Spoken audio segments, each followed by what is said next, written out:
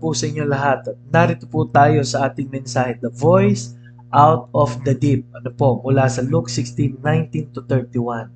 At ang ating pong talata ay pwede niyo pong basahin sa inyo rin pong mga tahanan. Ano po, chapter 19, Luke chapter 16, verse 19 to 31. Ano po?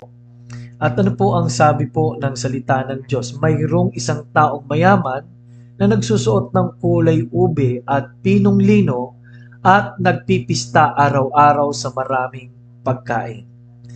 Ano po, pag sinabi pong lino, ano po, hindi po basta nakapagsuot niyan ang mga ordinaryong tao.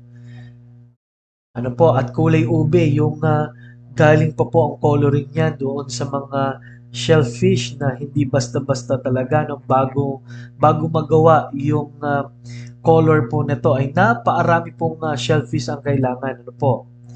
At ito ay purong-puro no, na dye nung time na yon. Pag yun nasuot mo, talagang ikaw ay isa sa mataas na kalalagayan sa lipunan. Ano po?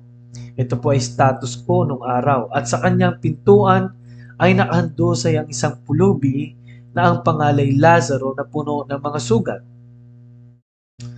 na naghahangad na makakain mula sa mga nahuhulog sa hapag ng mayaman, maging ang mga aso ay lumalapit at hinihimuran ang kanyang mga sugat.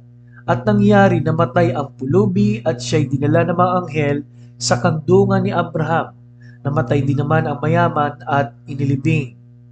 At mula sa Hades na kanyang pinagdurusan, ay tumingala siya at nakita sa malayo si Abraham at si Lazaro sa kanyang kandungan.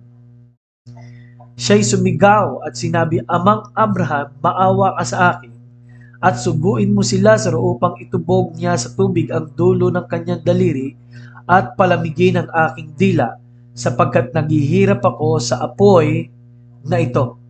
Subalit sinabi ni Abraham, Anak, alalahanin mo na sa iyong buhay ay tinanggap mo ang iyong mabubuting bagay at si Lazaro naman ay masasamang bagay. Subalit ngayon, inaaliw siya rito at ikaw ay nagdurusa.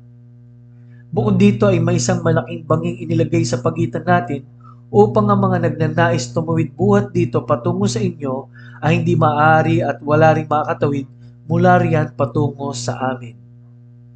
At sinabi niya, kung gayo'y ipinakiusap ko sa iyo, Ama, na isugo mo siya sa bahay ng aking Ama. Dito po natin makikita ang mga pagsusumamo. Una ay yung maibsan ng hirap, no? Itubog yung daliri ni Lazaro. Pangalawa ay yung kung masasabi ni Lazaro o kung sino man dun sa kanyang mga mahal sa buhay na mayroong ganitong lugar. Ano po, tandaan nyo, Hades, apoy. No, kaya po yan ay hindi po talinhaga. Lazarus, mayaman. Ano po, hindi lang po basta kwento yan na may aral. Ano po? So, lahat po tayo ay sinasalamin ng mayamang ito na isang araw, lahat tayo kailangan tumawag sa Panginoon. Ano po? So, dito po sa Biblia, lalo sa verse 24, makikita po nyo na He cried for mercy. Ano po?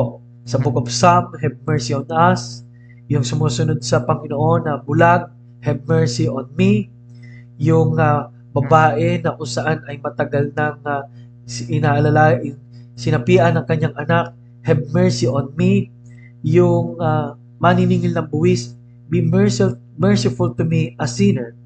Lahat po ito ay humingi ng awa sa Diyos. Ano po? So, mga kapatid, mga minamahal, kung tutuusin, talaga bang deserve natin ang kaawaan ng Diyos? Pangalawa po, talaga bang iniwan tayo ng Panginoon o tayo yung gumawa ng sarili nating mga landas? No? So, tatandaan niyo po, pinakita rito na ang Diyos ay hindi puro may respeto kahit mayaman siya, no? Hindi niya mababayaran, no?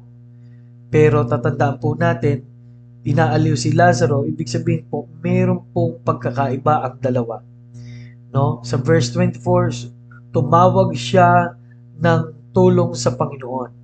Ngayon pa lamang po, pwede na tayong tumawag sa Panginoon kasi sabi ng Biblia, kung sinong tatawag sa Panginoon ay maliligtas. Ano po? He pleaded for the salvation of others, no? So napaalaga po na tayo po ay katulad ng manong to nitong mayamang to, no? Kung pwedeng iligtas yung kanyang mga mahal sa buhay. Kung pwede rin siyang maligtas nung una, no? Pero nung hindi pwede, talagang ang naisip niya na ay paano mapunta doon ang kanyang mga mahal sa buhay. Ngayon, ano po ang sagot ng Diyos sa mga pagsigaw at mga pag-iyak po nito? Ano po? Ang sagot po ng Diyos ay sa verse 24 and 26. Sabi doon, inaaliw na dito si Lazarus. Ibig sabihin, may chance ang bawat tao. No? Sabi nung ikay buhay pa, ganito ang buhay mo. May chance ang bawat tao. Sa verse 26, sabi niya, hindi pwede ang mula rito ang mangusap sa iyo mga kapatid. Ibig sabihin, late na ang pagkakataon. Ano po? At sa 29 to 31, ipinakita po roon na lahat ng tao po ay may oportunidad na mabuhay at magkaroon ng desisyon kung tatanggapin nila si Jesus at ang regalo ng buhay na walang hanggan. Kaya mga minamahal, nawa habang hindi pa huli ang lahat, ay nawa tumawag na tayo sa Panginoon. Sabihin natin niya, Lord, sorry. At Lord, tinatanggap ko ang regalo mo.